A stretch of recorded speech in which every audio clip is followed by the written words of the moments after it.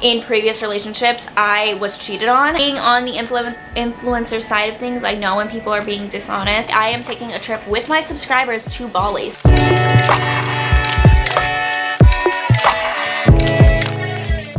What's up everyone, it's Natalie here, and today I am filming a Q&A. I was actually looking back at my channel, and the last time I did a Q&A was in quarantine, which we kind of still are in quarantine, but it was at the very beginning of quarantine, so I think it seems like it's been like a month, and really it's been like 5, so yeah, it's time to do another Q&A, especially if anyone is new to my channel. I just want to say hi, I want to get to know you guys a little bit better, so honestly feel free to answer any of these questions for yourself too, because I really like getting to know you guys as well, and just knowing who you are. So if any of these questions you're comfortable with answering, I'd love for you guys to answer them in the comments. I am in New York City right now, not much has changed.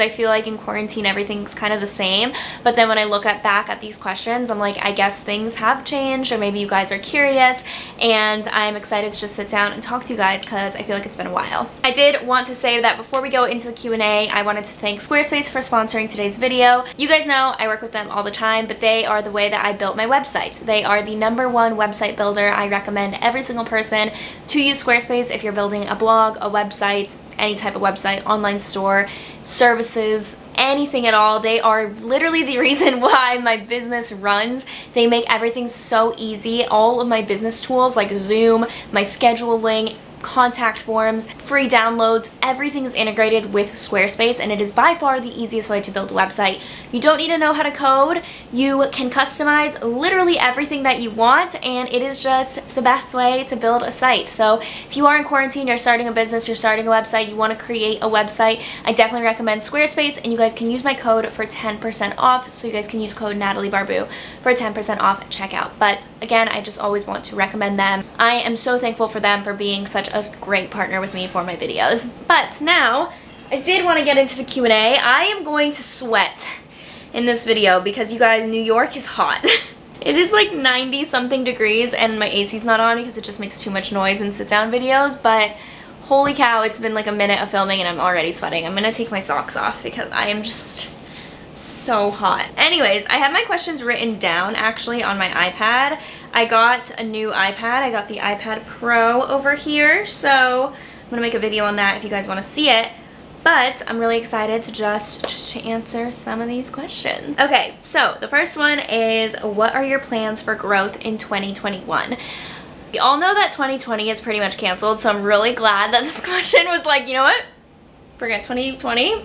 What are your plans in 2021? I think one thing that I really learned is how much is unexpected. I think we've all kind of learned that this year. Like, I don't know if 2021 will be considered a normal year or what 2021 is going to look like. I think it all depends on vaccines and how the COVID situation is during that year. So TBD, but I do know that whatever I am doing, I know that I can still work even in a pandemic, which I am so thankful for. So in terms of career goals, my plans for growth is one, to hit probably like, I think it'd be cool to hit like 500,000 subscribers in 2021. It's like I have a year and a half to hit it, so that would be a huge goal. If I hit 500,000, I don't even know like what I would do. I'd be like, what in the world? That would be a huge goal of mine, but I'm not really like stressing over that at all or like tracking it too much. And then another goal of mine is, like I said in my streams of income video, is that I would really love for my agency to be my main stream of income. So by 2021, I am hoping that Barbu agency I guess just keeps growing and that it becomes my main form of income and it's not just like a little side thing anymore. I really want it to grow. I want it to I want to hire more employees. I have an intern right now, and she's more than just an intern, you know, but she's just, we have her contracted on, and she's amazing, and she's so helpful, and I would love to grow that, like, positions for Barbu Agency even more, and I just think it's a great learning experience, and I hope that with Barbu Agency, when it does grow, I hope that it's, like, a good place for employees to work, because I have a lot of friends that work at PR agencies, and it just sounds, like, miserable. I feel like they overwork people. I feel like the pay isn't great. It's not, like, a lot of people that work at PR agencies don't really love it, and I really hope to kind of make it a better place to work where you're really learning and growing and very hands-on. Those are kind of my plans for 2021, but, you know, we'll see, because life will throw you curveballs, and that's okay. How has quarantine impacted your relationship? A lot of long distance questions on here. For the first one, how quarantine has impacted it is honestly not as bad as I thought, because yes, we go longer periods of time without seeing each other, which is really, really hard.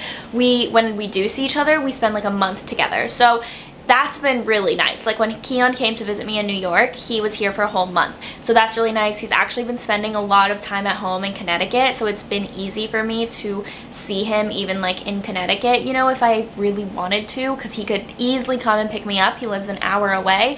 So it's been not too difficult in that sense. It honestly has been kind of nice quarantine with him because we're both working remotely, obviously. When we are spending time together, we're spending like the whole day together, so it's been really nice.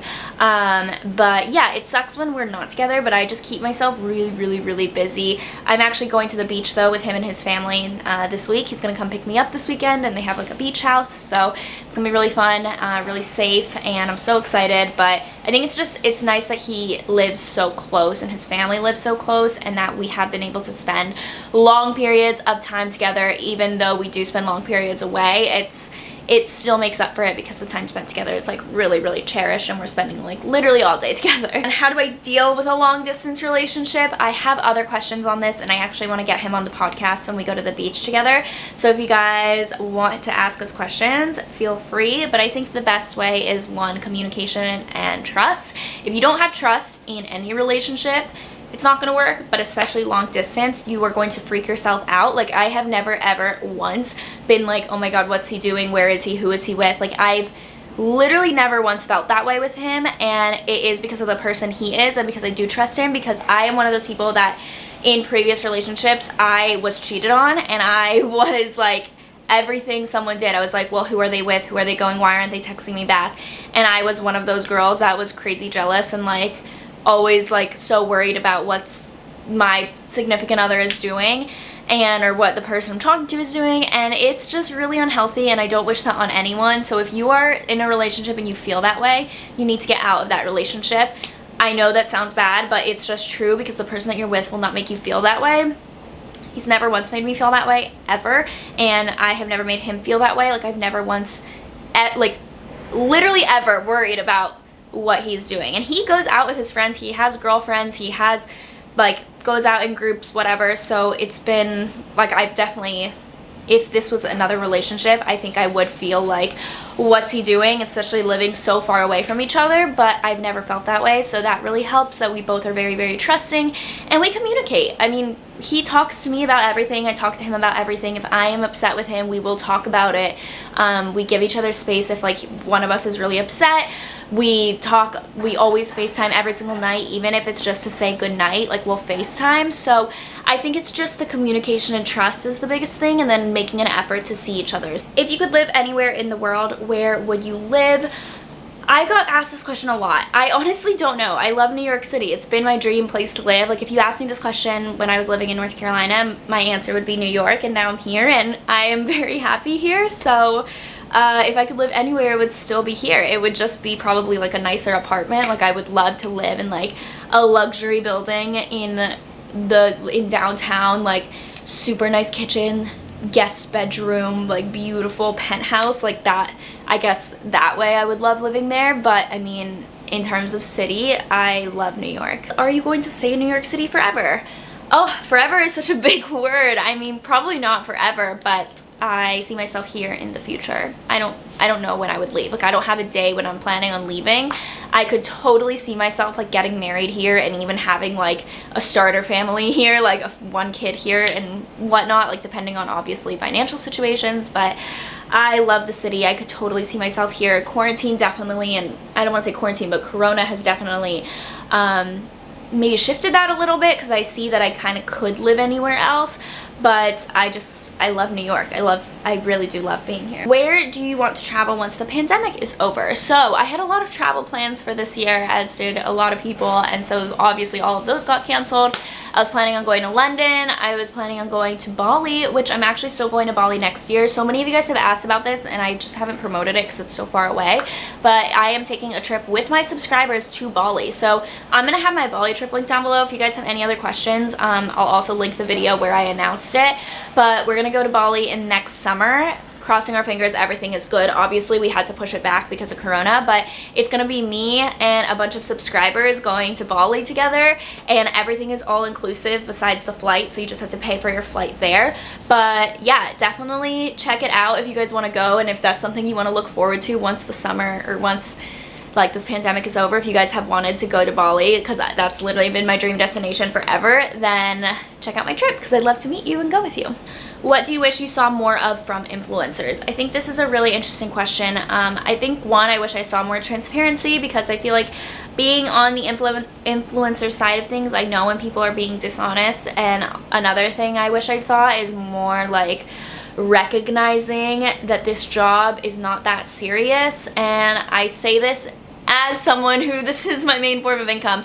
I'm not saying it's not difficult, that's not what I'm saying, but when people are vlogging, and yes, editing videos is hard, yes, sometimes vlogging you don't want to do it, there's so much more that goes into it than you see, and I want to like put that out there. But when people say that it's like, oh my god, I just have so much work to do, like I have to go out and like take a picture for this brand, and then I have to film a video, and I'm just like so tired, it just kind of like rubs me the wrong way, because I feel like I know what that's like, because I do that as well, and it's not that hard. Like, I don't know, I just think that if you are getting paid, let's say $10,000, which is a very normal price for a full-time influencer to be paid for a video and Instagram, depending on their size obviously, but it's not unrealistic for me to say $10,000. If you're getting paid $10,000 to do something, $5,000, $2,000, whatever it is, and it's like gonna take you maybe 2 hours, like it's one of those things that's just like, it's not like, don't complain that it's that difficult. Like I don't think, and I'm not saying everyone does that, because I don't really see that many people doing it, but I've noticed some people doing that, and it's just kind of like, I used to work for Accenture, I worked for a consulting company, and I got paid, I'll like say my salary on here, I don't really care, I got paid $60,000 a year, which I thought was like pretty average for it. Most people at Accenture actually were getting paid more than me, but I was getting paid $60 as a starting salary, which is great, and I'm so grateful for that job. But when I was seeing like how difficult it was to make that money, like how many hours you had to work a week to get that paycheck, and then taking one Instagram post for the same amount of like your whole month's worth of working, it's just doesn't compare. So that's like one thing I wish that people would just be more open about, being like, listen, it's hard to get to this place,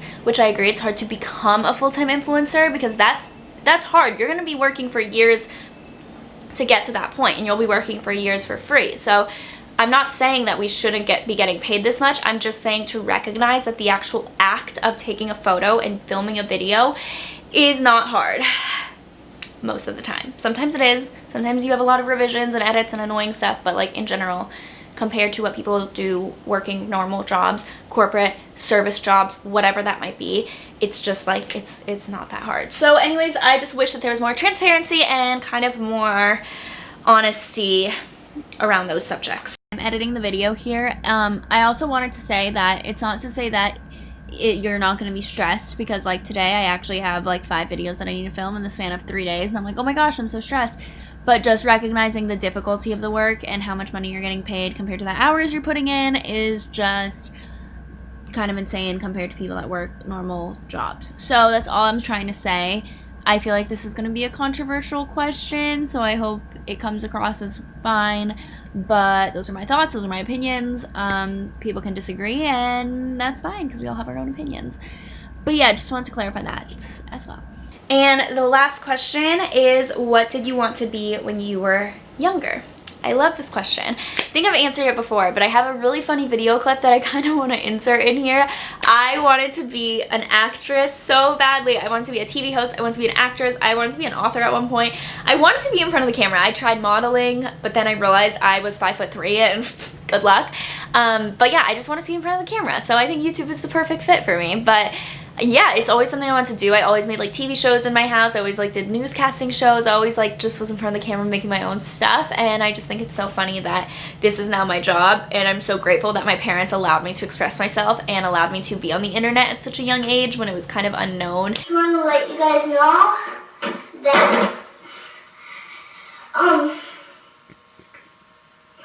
the show is starring Natalie Barbu because I'm filming, you know, in my purple or filming. Okay, cut that off, okay? Okay, just say okay, but yeah, it's just funny looking back on and seeing like what I wanted to be when I grow up and seeing where I am now, and I'd love to know what you guys wanted to be when you were growing up compared to what you are now. I think that would just be like funny to see.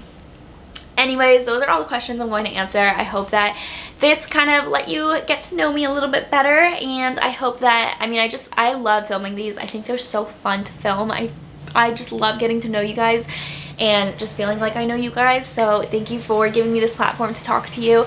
But I hope that the noise outside wasn't too annoying, and I will talk to you guys in my next video. Bye guys.